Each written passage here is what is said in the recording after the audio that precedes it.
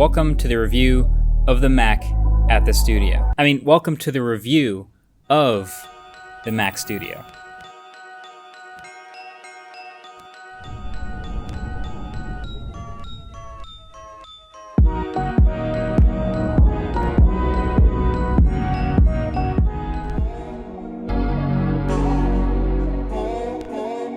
Alright, so this is a computer I personally got really excited about when they announced it because we've built a video studio here, and this computer is literally called the Mac Studio. So the entire purpose is to be the ideal computer that is small and powerful enough to be in a studio environment. And they had all these example studios in the Apple event, from music studios to design studios to specifically video studios. And so they made a little cube the size of 2.5 Mac Minis with a bunch of I/O, some new cooling, and an M1 Max or an M1 Ultra chip inside specifically to live in these studio environments. And so now I've got one here in our studio. So I've been throwing all types of tasks and projects and accessories at this thing, including this new studio display, which I also plan on making a separate review about because it's pretty weird. Make sure you get subscribed for that. And I actually have two, but I've mostly been putting my time into testing this M1 Ultra version because it's the newest, biggest, baddest chip. So I call this the 2X machine. Basically everything about this machine is doubled. Now I'm going to be referring to the M1 Max chip a lot during this review, so if you haven't already seen the MacBook Pro review with the M1 Max chip in it, that's going to be very helpful. I'll leave that link below the like button. This one basically doubles all the things. So physically speaking, it's basically like two Mac Minis stacked on top of each other, melted into one thick Mac Mini. 3 Cs. And this is incredibly small for the amount of power it puts out. It can sit on any desk alongside speakers or a monitor or whatever you set it up with. Also, and this is a total coincidence, but I set mine up on this desk I got from Blue Dot, which already has a bunch of these perforated holes that remind me of the Mac, and it fits absolutely perfectly underneath the shelf so that a monitor can sit on top of the shelf without actually sitting on top of the computer. Anyway, this is the back of the computer, which has a full suite of I/O, even more ports than the Mac Mini. There are 4 Thunderbolt 4 ports, a 10 gigabit Ethernet port, the power plug, 2 USB-A ports, an HDMI 2.0 port, not 2.1 again for some reason, and a headphone jack that can support higher impedance headphones just like the MacBook Pro. Now, it's not kicking out world-class audio by any means. It's not going to replace my universal audio DAC, but it is convenient to have. Kind of the same way HDMI is convenient, although I'm kind of surprised this one doesn't do HDMI 2.1. I get it on the laptop. That's just so you can plug in a random monitor on the go, but this is going to sit at your desk, and it would be nice to have higher refresh rate. But at the same time, the 4 Thunderbolt ports will support up to 4 Pro Display XDRs, which are all 6K. So I guess you got that going for you. But then at the front, hey, look at that. Front I/O, which is nice because this is going to sit on a desk, not under it. So up front here, that's going to be 2 USB-C ports if you get the base M1 Max version, but those graduate to 2 Thunderbolt 4 ports if you get the M1 Ultra version, because there's literally more buses available. And then an SD card slot, because every studio I know has tons of SD cards lying around somewhere. So it turns out if I wanted to replace my Mac Pro today, that is enough I/O for me to actually do that. So I've got 2 Thunderbolt displays and then 1 Thunderbolt RAID array, and the DAC, the Universal Audio DAC, is also Thunderbolt. So altogether, plus a couple card readers, I'd be set. Now, Apple did use the word modularity in their presentation. I don't know if that word means what they think it means. Maybe if they're just trying to say because it's not connected to a display and you can choose your own, unlike the iMac, that's what they're considering modular. If not, then I have no idea what they're talking about, because this thing is absolutely not modular at all. All of the parts inside are soldered in. There is no upgrading of the RAM or the GPU or any parts of this thing ever for the entire lifetime of the machine. I'm not even sure there's any reasonable way to actually open up and get into the Mac Studio. So yeah, I can't give you modular on this one, Apple. But also, this level of vertical integration is basically required to get a computer to be this small and this efficient. Like, I've seen some small PCs before. This one is tiny. Also, the power supply is built in, so there's no wall wart. It's all just in this little box. And also, fun fact, Apple did send both the M1 Max and M1 Ultra versions here to the studio to test, and the M1 Ultra version is, in fact, noticeably heavier than the Max. It's 2 whole pounds heavier. It turns out that's because the heatsink they used in the Ultra version is made of copper instead of the aluminum one they put in the M1 Max. It's much more dense, it's heavier. That's pretty serious. But I think that's my cue to talk about the inside of this machine a little bit more, because that's where the 2X theme starts up again. So you remember the event. The M1 Ultra is literally 2 M1 Maxes basically fused together with a high enough bandwidth between them to behave like one huge mega chip, which is awesome because that means 2 times the CPU cores, 2 times the GPU cores, 2 times the memory bandwidth, and 2 times the total memory. So in applications that can take advantage of this stuff, well, this should be twice the machine. Now, Apple did the whole thing they always do with graphs. And, you can never really take these completely at face value. I did do some synthetic benchmarks, though, and for a lot of them, it does behave like twice the computer. It absolutely blew the doors off every other Mac ever made, especially including the iMac Pro, and it even flirts with the 28-core cheese grater Mac Pro that I've been using. So in Geekbench, it ties the highest single-core score I've ever seen, and then it drops a multi-core score literally double the M1 Max MacBook Pro. And yes, that also makes it more powerful in the CPU department than any other Mac ever, including 28-core Mac Pro. Then in the Cinebench test, which I think is a little more realistic, ran it for 10 minutes, and it gave me around 24,000, which again is about double the M1 Max, and is right in line between a 16-core Threadripper and a high thread count Xeon chip like the Mac Pro. Basically, the CPU benchmarks are killer. Intel could never. But then, we got to talk about GPU stuff. It gets a little more interesting. So you might remember, Apple's graphs were comparing, at one point, the Ultra to an RTX 3090. They kept saying it'll have the same performance as an RTX 3090, but at 200 watts less power. And that's very impressive. But it turns out the graph should continue a little something like this, because the RTX 3090 will happily continue to draw way more power, up to 400 watts of power.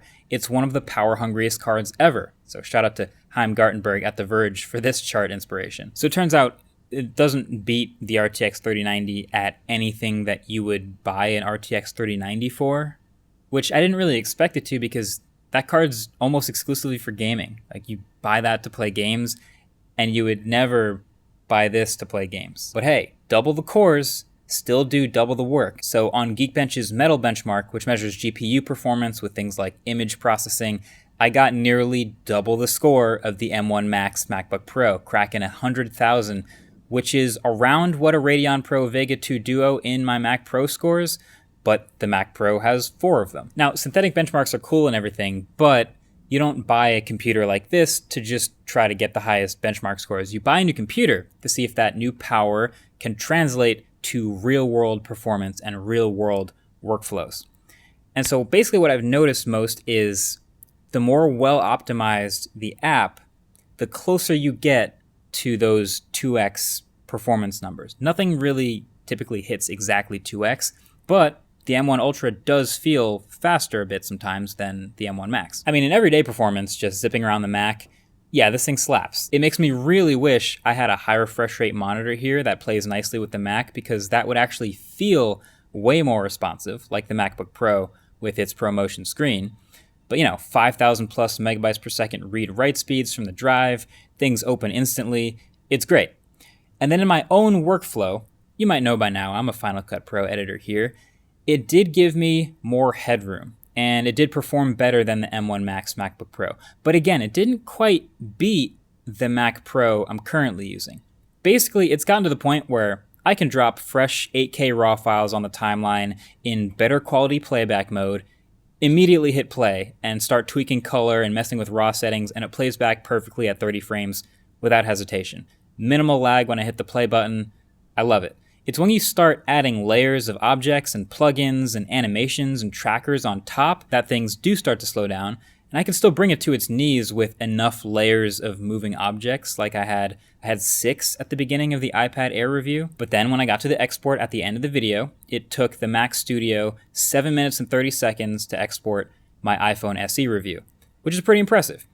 But interestingly, this same project took 6 minutes and 5 seconds to export from the Mac Pro. So it's still more powerful. It just has more raw horsepower. But of course, not everybody's using Apple's own apps like I do with Final Cut. There are plenty of Premiere studios. There are lots of DaVinci Resolve studios. Hell, even in this studio, we've got people using heavy Photoshop and After Effects stuff for thumbnails and motion graphics. So I am happy to report that Adobe has been working through their suite. The newest After Effects beta is dramatically faster on Apple Silicon, so that's awesome.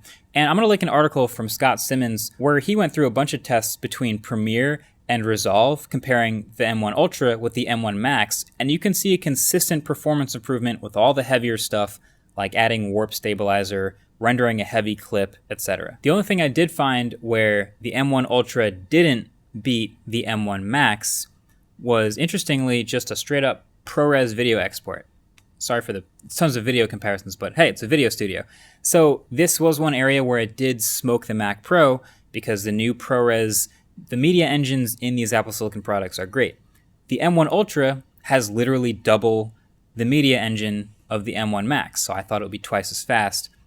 While they both beat the Mac Pro, it was roughly the same time to export a single ProRes clip. But generally, yeah, it might not have matched the Mac Pro at every single little thing I threw at it, but yeah, if you're not a video person, I'll let you find the benchmark that applies best to your workflow. But generally, with the stuff I threw at it, M1 Ultra heavily outperformed M1 Max. And it did it all very quietly with very little heat in this tiny little box that just sits inconspicuously on your desk. I mean, this computer makes it so obvious why they were eager to ditch Intel. Also, let me give a shout out to the sustainability element here too. So they use recycled materials inside these computers. That's cool. And then even the packaging, I don't think people understand how hard this is. The packaging for these computers is absolutely incredible. Fully recyclable, lots of padding, moving parts, and then with a literal floating cardboard platform in the middle for shock absorption. It's wild. I would not be surprised if just this box added like $50 to the price of the computer just to engineer such a ridiculous package. But as far as real-world impact, the biggest chunk of that will come from the efficiency of these chips, of course. Apple says that it'll use over 1,000 kilowatt hours less energy per year than an average PC desktop. That's good for your electricity bill, but that's also good for the environment. But at the end of the day, look, this is just a tool, right? Just like the app or program you're using already is just a tool. And so I think people look for the benchmark that will prove that this machine will make them better at what they do. It can't do that. Like, just because it's fast, if you're bad at editing and you get this machine, you'll still be bad at editing, but just faster. But I am really happy to see new machines like this still coming out that do make big leaps in performance and capability. Sort of raises the ceiling for what you can do. Now, all that being said, the Apple Silicon Mac Pro is still coming. And I say that not even like as a warning to most people, but just to remind myself. Because honestly, most workflows are covered with the Mac Studio. Like if I'm a YouTuber and I'm just editing 4K or 8K even, ProRes all the time, this will be able to handle it. But if you're doing large 3D modeling projects or tons of tracking and layers in After Effects, or even in audio projects, lots of plugins and video stuff, if you're really pushing the limits of your machine, the Mac Pro platform still does offer the most horsepower. So I mean, it shouldn't be surprising that the current 40-pound, 28-core, 768 gig of RAM Mac Pro manages to slightly outperform this little tiny box here. But when we do get the new Apple Silicon Mac Pro, I do expect performance to double this one up again, which is crazy to say out loud. But for everyone else, this thing is overkill. And I love that that's the narrative around this computer. Like, do you really need that much power? Probably not. But hey, at least it's $5,000 of overkill versus $25,000 of overkill. So it's a bargain. Either way, that's been it. Thanks for watching. Catch you guys in the next one. Peace.